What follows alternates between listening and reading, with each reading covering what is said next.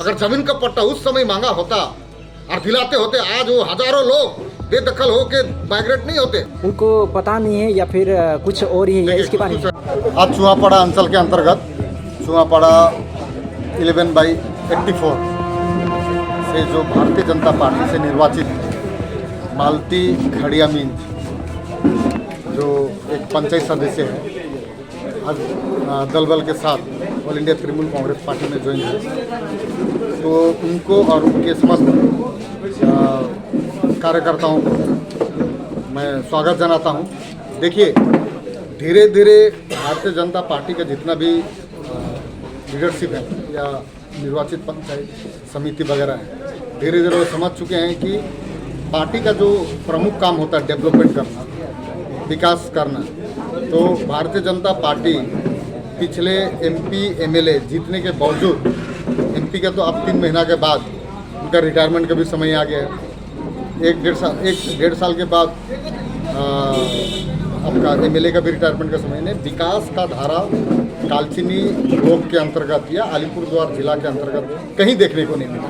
तो धीरे धीरे लोग भारतीय जनता पार्टी के एमपी एमएलए से सवाल करने लगे हैं कि विकास कहाँ है। तो धीरे धीरे हमारे इस बार जो पंचायत समिति जिला परिषद है, धीरे धीरे विकास के इस मुख पर विकास को देखते हुए ऑल इंडिया तृणमूल कांग्रेस से जुड़ रहे हैं। हम सभी स्वागत जनाते हैं और आश्वासन देते हैं कि हमारे जितने भी जिस पार्टी से भी हमारे परिवार में जुड़ रहे हैं उनको किसी प्रकार का भी मतभेद नहीं रहेगा। हम लोग मिलकर एक परिवार की तरह हम लोग चलेंगे।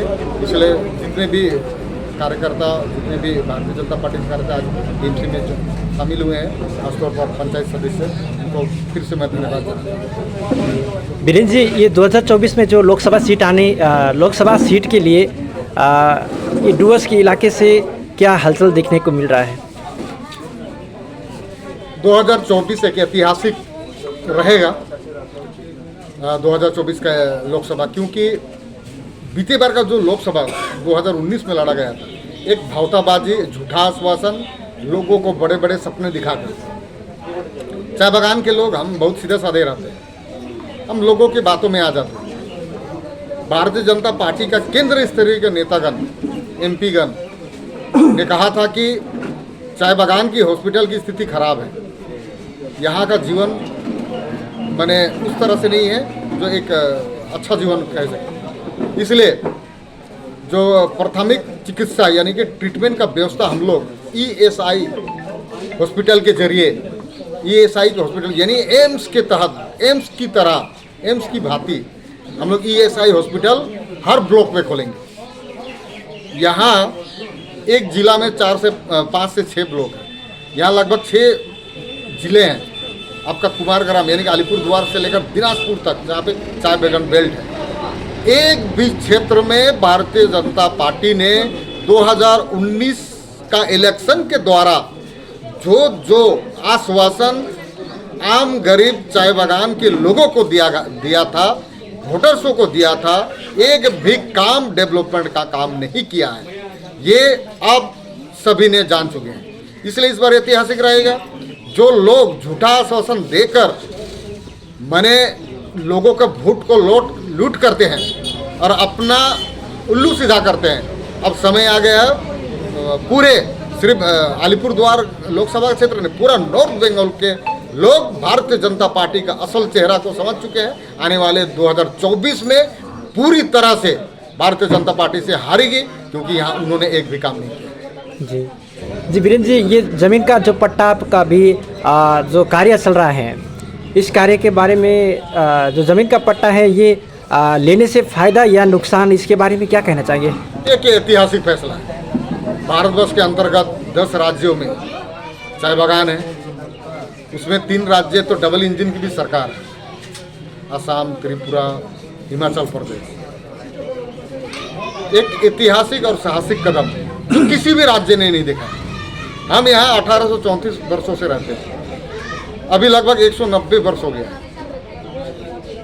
190 वर्ष रहने के बावजूद किसी भी श्रमिक के पास जमीन का पट्टा नहीं है। श्रमिक जो अपने परिवार के चाय बागान में जब उनका भरण पोषण कम होता है तो अपने घर के आगे एक छोटा सा दुकान खोलना चाहते हैं तो उसको शोकॉज नोटिस दिया जाता है, उसको सस्पेंड किया जाता है। तो आप सोच सकते हैं एक क्यों, अगर उस ज़मीन का पट्टा दिया रहता उनके पास तो किसी मालिक का, किसी मैनेजमेंट का इतना माने क्षमता होता कि उसे वो कर सके।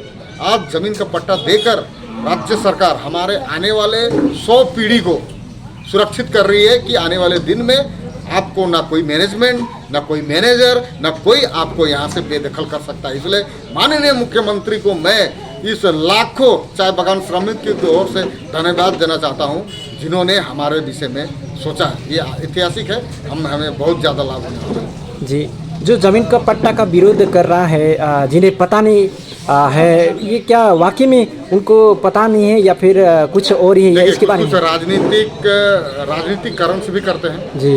जो विरोध करते हैं मैं उनसे एक सवाल करता हूँ। उत्तरायण जो बना है बमफ्रंट के समय में, जहाँ पे हमारे कदम भी हमारे उत्तरायण में जो एक बगान था, नाम याद नहीं आ रहा है, चांदमुनी में जो वर्कर थे वहाँ पे जो 5-7 हज़ार का जो वहाँ पे रेसिडेंट थे, वो लोग कहाँ है? उनको पहले ढूंढ के निकालिए। अगर आप जमीन का पट्टा, ये जो विरोध करने वाला ही सबसे बड़ा साजिश करता है, अगर जमीन का पट्टा उस समय मांगा होता और दिलाते होते, आज वो हजारों लोग बेदखल होके माइग्रेट नहीं होते। वो लोग कहाँ हैं? आप वो सवाल कर सकते हैं, आप ढूंढ सकते हैं। हमारे लोग आने वाले दिन में चांदमुनी ना हो, इसके लिए राज्य सरकार को, हमारे संगठनों ने रखा है बात को। आज राज्य सरकार और हमारे मानवीय मुख्यमंत्री सुश्री ममता बनर्जी हमारे आने वाले 100 पीढ़ी को सुरक्षित करने के लिए जमीन का पट्टा दे। आज जो विरोध कर रहे हैं ना, इनका सबसे घातक आने वाले दिन में उनके लिए होगा, क्योंकि कोई नहीं जानता आने वाले 50 साल बाद, 100 साल बाद क्या होगा। कम से कम हमारा अधिकार, हमारा एक अस्तित्व, यहाँ एक आइडेंटिटी तो रहेगी, हमारे नाम में ज़मीन तो रहेगा, मैनेजमेंट रिटायरमेंट के बाद कोई निकाल नहीं पाएगा, ये अधिकार तो रहेगा। इसलिए तहे दिल से मैं तो धन्यवाद देना चाहता हूँ माननीय मुख्यमंत्री। और जो विरोध करता है, मैं आपके इस चैनल के माध्यम से भी बोलना चाहता हूँ, विरोध करता है हम उसको स्वागत करते हैं। मैं चाहूँगा कि विरोध करने का एक लिस्ट हो, लैंड डिपार्टमेंट को मैं कल्चरल विभाग से अगवा करूँगा कि उनको ज़मीन का पट्टा ना मिले, इसका भी व्यवस्था मैं करूँगा। जी, बहुत बहुत धन्यवाद आपका।